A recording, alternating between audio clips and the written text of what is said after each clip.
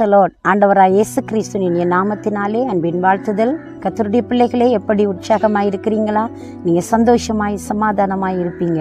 ஏனென்றால் நம்ம ஆண்டவர் ஜெய கிறிஸ்துவாய் இருக்கிறார். எல்லா இடங்களையும் நமக்கு வெற்றி சிறக்கிறவர், எல்லா தோல்விகளையும் ஜெயமாய் மாற்றி கொடுக்கிறவர்.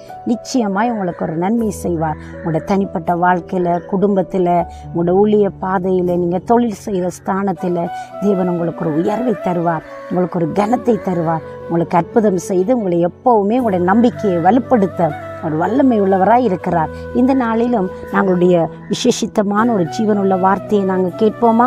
உபாகம புஸ்தகம் 33வது அதிகாரம் 27வது வசனம் சொல்கிறது, அநாதி தேவன் உனக்கு அடைக்கலம், அவருடைய நித்திய புயங்கள் உனக்கு ஆதாரம் என்று சொல்லப்படுகிறது.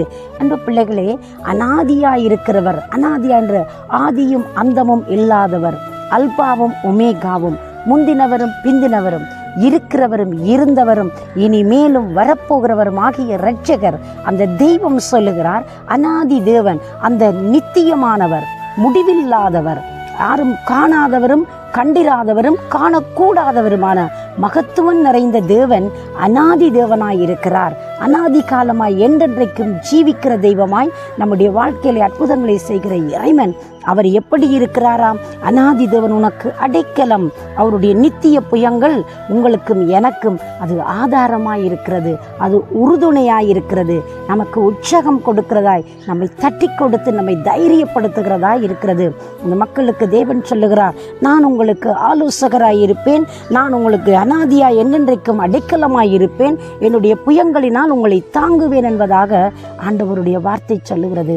அன்பான பிள்ளைகளை, இந்த இடத்தில் நாங்கள் பார்க்கிற பொழுது சாமுவேலுடைய தாயார் மிகவும் அங்கே நொறுக்கப்பட்டவர்கள், மிகவும் அவமானப்படுத்தப்பட்டவர்கள், அவதூறு பண்ணப்பட்டவர்கள்.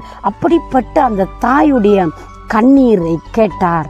அன்னாள் என்கிற தாய் அழுதாள். அந்த அழுகையின் சத்தத்தை கேட்டு சாமுவேல் என்கிற ஒரு தீர்க்கதரிசியை ஈர்ந்து கொடுக்க ஆண்டவர் அற்புதம் செய்தார். அன்பு பிள்ளைகளே, இன்றைக்கும் அநாதி தேவன் நமக்கு அடைக்கலமாயிருக்கிறார். அவருடைய புயங்கள் நமக்கு ஆதாரமாயிருக்கிறது, நமக்கு உறுதுணையாயிருக்கிறது, நமக்கு பலனாயிருக்கிறது.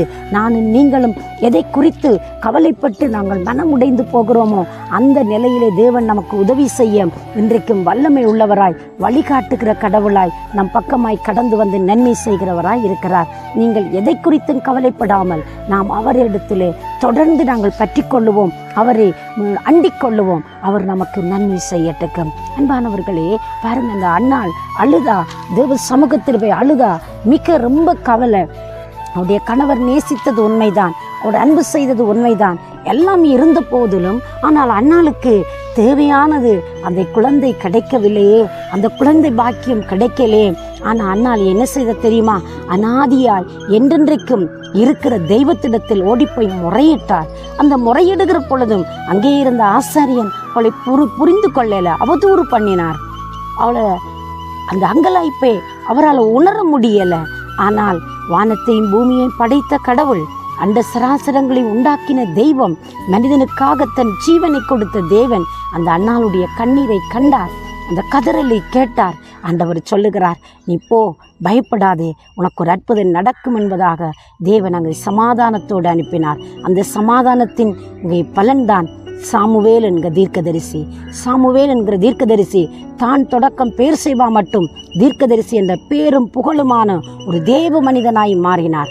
நீ எந்த இடத்தில் தலை குனிந்தாயோ, எந்த இடத்தில் ஒதுக்கப்படுகிறாயோ, எந்த இடத்தில் உன்னுடைய விசுவாசங்கள் அற்பமாய் எண்ணப்படுகிறதோ அந்த இடத்திலிருந்து ஒன்றை உருவாக்கி கொடுக்க என் தேவன் சர்வ வல்லமை உள்ளவராயிருக்கிறார்.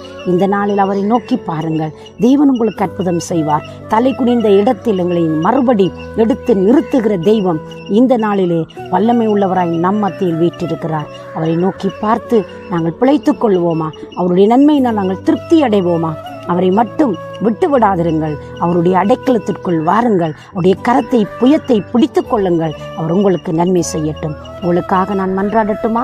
சர்வ வல்லமை உள்ள தேவனே, இயேசுவின் நாமத்தில் உங்களுடைய பிள்ளைகளுக்கு ஒரு அற்புதம் நடப்பதாக, அதிசயம் நடப்பதாக, தேவைகள் சந்திக்கப்படுவதாக, குறைவுகள் நிறைவாவதாக. தேவனே, உடைய மக்களை நீர் ஆசீர்வதித்து கனம் பண்ணி காக்கும்படி இயேசுவின் நாமத்தில் ஆசீர்வதித்து ஜெபிக்கிறேன். ஜீவனுள்ள நல்ல பிதாவே, ஆமென், ஆமென். தேவன் தாமே உங்களை நிறைவாய் ஆசீர்வதிப்பாராக. God bless you.